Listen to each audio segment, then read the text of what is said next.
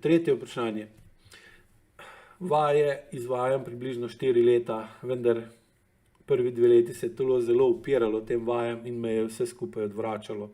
Stisnila sem zobe in naslednji 2 leti začela izvajati vaje vsak drugi dan. Sedaj pa sem začela čutiti energijo, ki vi pravite potencialna energija po telesu. Najprej se naredi pritisk v medenici in me boli vse, vključno z nogami. Naslednji dan se zbudim s sproščeno medenico, vendar bolečo trebušno prepono. Čez nekaj dni se mi prepona sprosti in pride pritisk v glavo tako močno, da se mi od omotice na čase meša. Potem pa se mi zopet vse spusti nazaj v medenico in krog je sklenjen. Začela sem urejati odnose s starši, ker sem živela v iluziji, čeprav ni lahko. Zanima me, kaj se naredi s telesom v času močnega napada tesnobe oziroma občutek imam, kot da mi telo gori v notranjosti. Vsa energija v telesu mi naenkrat puhne iz medenice v glavo. To se mi dogaja predvsem pri spremembi dihanja, se pravi manj vdiha in več izdiha po knjigi Dober dih. Prosila bi vas za malo pojasnil o dogajanju te energije v meni. Osnoven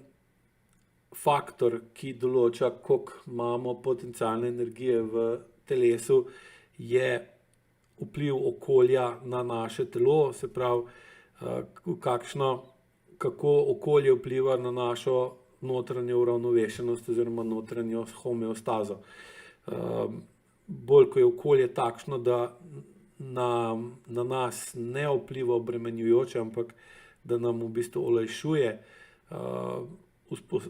vzdrževanje določenega notranjega ravnovesja,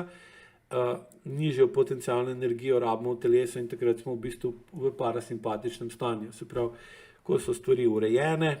ko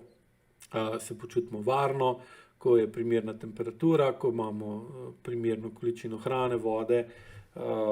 in je okolje takšno, da nam olajšuje bivanje, takrat v bistvu avtonomen živčni sistem zmanjša mišično napetost, upočasni utrip, HRV se dvigne, vdihanje se upočasni in takrat gremo v parasimpatično stanje in v parasimpatičnem stanju je količina in raven mišične sproščenosti višja oziroma je mišična napetost manjša in manjša, ker mišična napetost manjša ustvarja življenjske energije in temu primerno je pol nižja potencialna energija v trebušni votlini, ker jo enostavno ne potrebujemo, ker so stvari urejene. Seveda, obratno se pa zgodi, ko se stvari niso več urejene oziroma se iz nekega ravnovesja, ki je bilo zadosti dobro za našo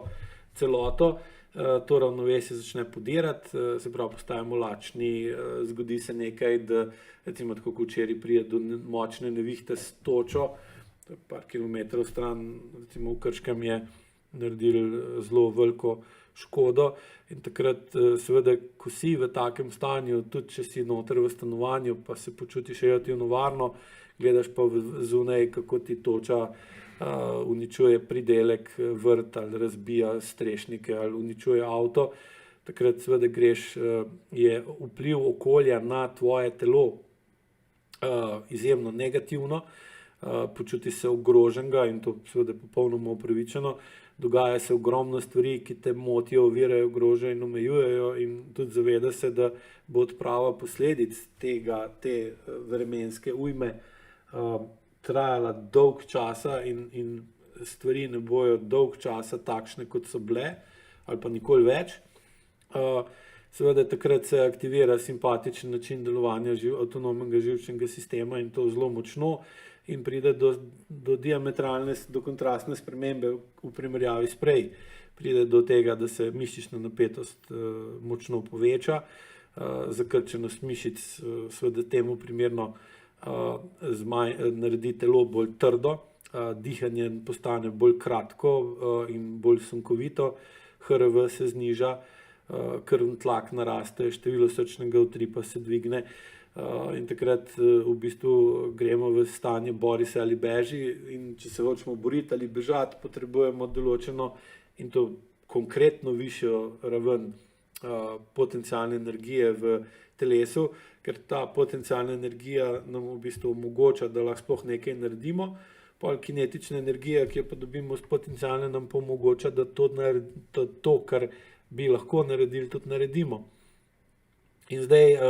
to stanje, ki ga vi opisujete, kaže na to, da je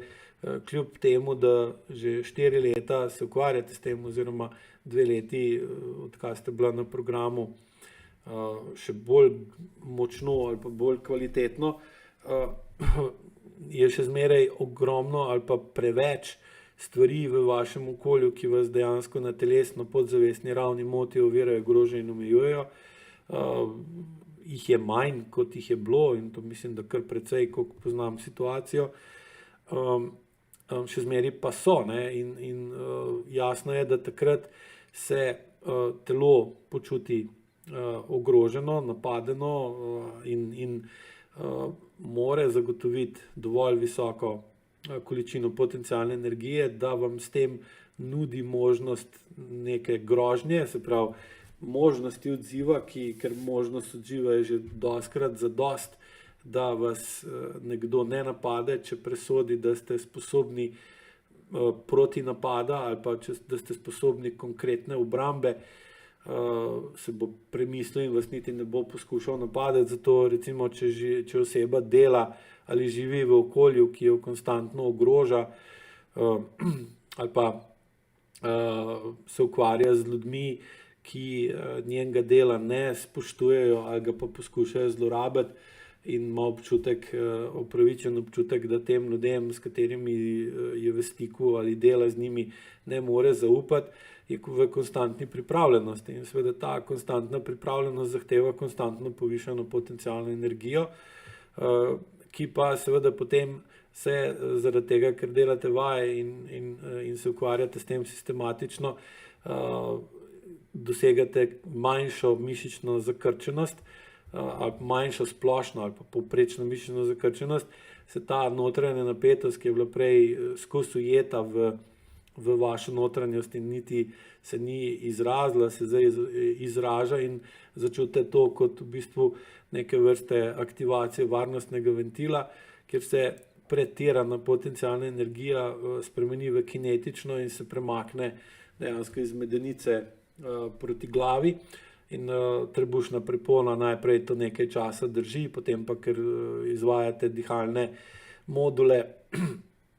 recimo krajši vdih, dolgi,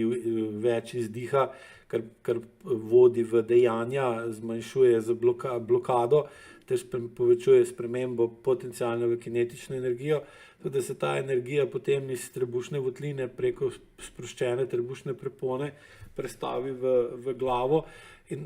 prestavi se pa v glavo z namenom, da bi jo z očmi, z izrazom na obrazu ali z verbalnimi,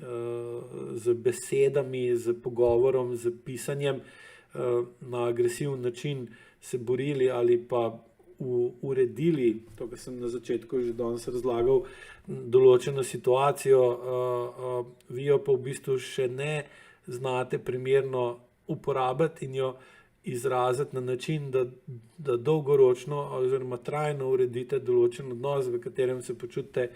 da mu ne morete zaupati, da je preveč nevarno, da je preveč tako nezanimivo, žalostno, ali pa da se počutite izdano ali pa podobno.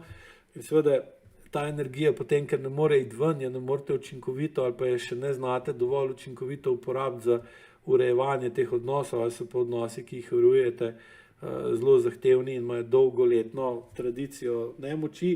da traja več let, da lahko se naučite in dosežete dovolj veliko inercijo pritiska, da se taki odnosi spremenijo, ker seveda se morate, da okolici, ki živi v enakih podzavestnih vzorcih, nikakor ni v interesu, da nekdo pride in začne spreminjati stvari, ker s tem poruši tradicionalno urejenost, ki je bila dovolj dobra do zdaj. Zakaj je treba zdaj spreminjati stvari, puste stvari tako, kot so bile, ne popravili, če ni pokvarjeno. Problem pa, ki nastane tukaj, pa je, da zaradi senzorno-motorne iluzije ljudje mislijo, da niso stvari pokvarjene in jih potem tudi nočejo popravljati, ko pa skozi AEQ zmanjšajo senzorno-motorno amnezijo pa odtujenost ter znižajo senzorno-motorno iluzijo, se pa kar na lepem zavejo, da stvari niti približno niso delujoče, da jih ni treba popravljati, ampak da so lahko zelo pokvarjene in zelo potrebujejo popravljanje, sem noben pa noče popravljati. In danes sem bil tukaj pri enem serviserju za kosilnice in mi je pač pojamral, da nima kje dobiti serviserjev, ker noben noče popravljati stvari. Da bi bil serviser, ker biti serviser je taka zelo, lahko rečemo, nehvaležna vloga. Tudi sam sem bil prej serviser koles in nič ni lepega v tem tako sploh dolgoročno, ker v bistvu konstantno popravljaš posledice napak ljudi in včasih smo eni in isti stranki 10-krat povedali, da ne to delati s kolesom, ker zaradi tega, ker to pač počne, se zgodi to, pa ni nič pomagati. Enostavno je kronično ponavljal ene in iste napake in serviserji smo pa kronično popravljali ene in iste napake. Sicer izstaviš račun, ampak ne čutiš pa nekega posebnega zadovoljstva, ko nekom že 5. menja zračnico zaradi tega, ker je pozabil napumpati in se vozi po prazni gumi. In tudi vi, prav vem, kdo je postavil to vprašanje, se ukvarjate dejansko s servisiranjem in odpravo posledic napak ljudi, ki se skozi ponavljajo in pol se človek ne počuti dobro in je dostikrat jezen, sploh ker napake, ki jih vi upravljate, se tičejo živali in potem gledaš, kako žival trpi zaradi človeške kronične, zaradi kroničnih napak, ki jih njegovi lastniki vede ali pa ne vede povzročajo in take stvari dejansko ti logično dvignejo ventil in dvignejo notranji pritisk, ker te to moti, ovira, ogroža in omejuje in se potem ponavljaš, ko pokvarjena plošča, pa se nič ne spremeni na boljše, tako da so ta sklenjen krog logičen, ne? In zdaj nadaljevanje dviga čustvene zrelosti, ki glede na to, v kakem stanju ste začeli to delati, traja več let, bo vedno bolj izboljšal, da boste bili vedno bolj sposobni spremeniti pristop ali pa najdete način, kako bolj učinkovito delovati v poklicu in izven njega, ter s tem v bistvu pride bo te nepričakovane ali pa neželjene premika močne kinetične energije iz medenice v glavo vedno manj, oziroma ko že bo prišel, boste s primerno čustveno zrelostjo to kinetično energijo, ki pride v glavo, znali skozi pogled, izraz na obrazu in besede, ki jih boste izrazili, spremeniti v vpliv, ki bo spremenil razmišljanje osebe, ki ponavlja kronične napake in vas s tem spravlja v bes in se bo to počasi potem uredilo, ker bo potem seveda še povečalo sposobnost, da ste mehkejši pa zadovoljni s tem, ker najbolj je človek zadovoljen takrat, kadar nekaj naredi, pa je pol urejeno, da mu ni treba spet delati eno in isto stvar kar naprej. Ker to je distres, pravilno trajna ureditev nečesa, je pa eustres, lahko si malo pogooglate, kaj je eno pa kaj drugo, pa vam bo marsikaj bolj jasno.